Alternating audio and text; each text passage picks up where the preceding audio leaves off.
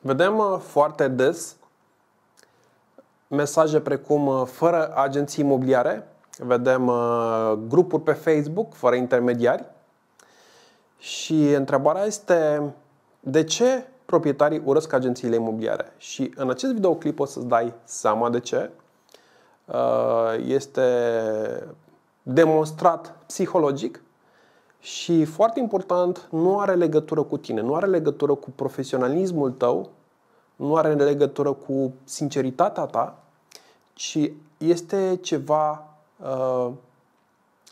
care o să ți-l explic, o să ți-l demonstrez ce se întâmplă din punct de vedere psihologic. Și în primul rând, ceea ce vreau să spun înainte de a începe să-ți explic ce înseamnă de fapt intermediari. Pentru că oamenii spun fără intermediari. Bine, orice business este o intermediere. Un restaurant este un intermediar, pentru că nu o să vezi în spatele restaurantului cum își crește găini. Nu, este un intermediar de produse și acolo le gătește. Este un intermediar. Și orice alt business, dacă te uiți, este un intermediar, folosește alte produse, unelte pentru a furniza serviciul sau produsul. Da? Și asta odată. Dar acum, haideți să înțelegem de ce ura față de agenții imobiliare a crescut de-a lungul anilor. Dar partea mai interesantă pe care o să ți-o demonstrez este că această ură a crescut de-a lungul timpului, nu doar pentru agenții imobiliare, ci și pentru medici, pentru popă, pentru orice alt domeniu, se întâmplă același lucru. Și de ce se întâmplă asta? În primul rând, are legătură cu două principii, opțiuni și încredere, să spunem. Da? Bun. La început, după Revoluție, știm foarte bine că erau puține opțiuni, dar apoi a început să crească. Când spun opțiuni, mă refer la produse, servicii, afaceri care au apărut în același domeniu. Da? Și pe măsură ce au apărut tot mai multe, încrederea a început să scadă. Când spun încredere, mă refer în primul rând la poate și reținere, da? În a achiziționa. De ce să achiziționezi când stai puțin, sunt multe alte soluții. Da? Bun.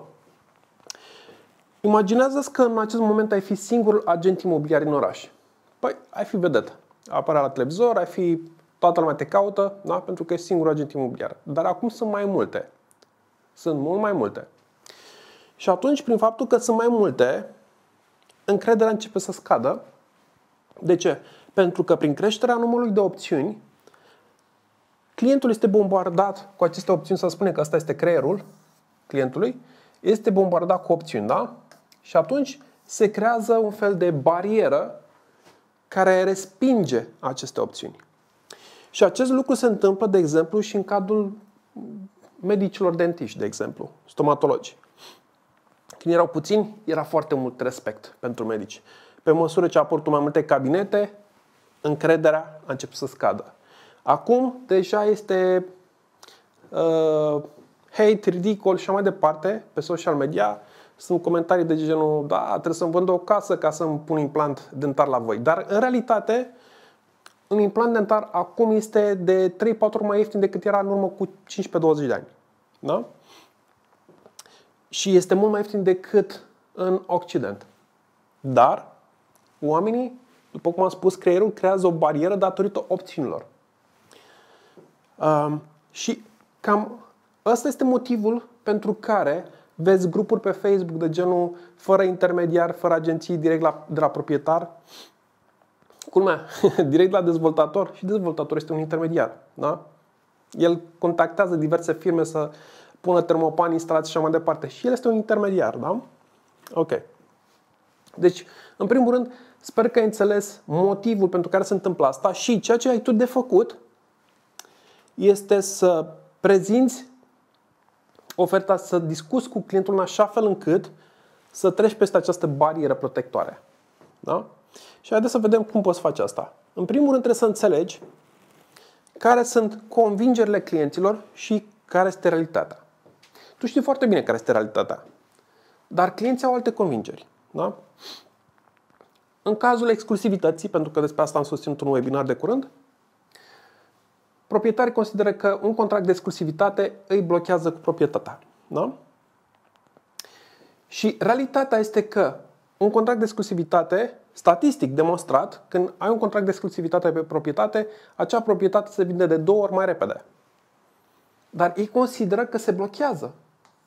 Ciudat, nu? În realitate, rezultatele sunt de 2 ori mai bune. De ce? Pentru că, cum am spus mai devreme, creierul blochează când sunt atât de multe opțiuni și începe să spună lasă că mă descurc eu, lasă că găsesc alte soluții. Da? De asemenea, convingerea lor este că mai multe agenții înseamnă mai multe șanse. Dacă sunt mai multe agenții, agențiile respective știu că nu are rost să investească foarte mult în marketing, să se dedice foarte mult pentru vânzarea respectivă. Și atunci, realitatea este că contractul de exclusivitate asigură o vizibilitate mai mare. Asta este realitatea. Dar convingerea proprietarului este alta. Convingerea este că comisionul este mai mare la contractul de exclusivitate, dar în realitate proprietatea se vinde la un preț mai bun. Da? O altă convingere este că alți agenți evită proprietatea, dar de fapt exclusivitatea asigură colaborări și exclusivitatea nu aduce nimic în plus. Asta este convingerea lor. Ce este un contract de exclusivitate? Mă blochez cu proprietatea și nu primesc nimic în plus. Da? În realitate, exclusivitatea asigură investiția în marketing și implicarea agenției. Și ceea ce ai tu de făcut este că în momentul în care ai o întâlnire cu proprietarul sau când te promovezi sau prin tot ceea ce faci, este să-i transmiți clientului realitatea într-un mod convingător, astfel că să înțeleagă că și nu doar să-i spui. Dacă doar îi spui, dar nu îi dovedești, este foarte greu. Trebuie alte abordări, unelte prin care poți să îl ajuți să treci pe lângă acea protecție, da? Și să ajungi la ele. Da? Pentru că altfel el nu va înțelege decât vrei să-mi blochezi proprietatea cu tine. Da? Va trebui să înțelegi acest aspect. Bun. Și noi spunem proprietarii. Vai, nu înțeleg proprietarii. Proprietarii nu înțeleg că serviciile noastre sunt bune, că îi putem ajuta. Dar, după cum am spus, acest lucru se întâmplă în orice domeniu.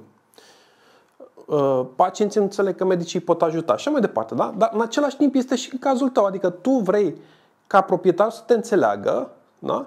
Și în același timp și tu ai convingerile tale, de exemplu, despre ei. Da?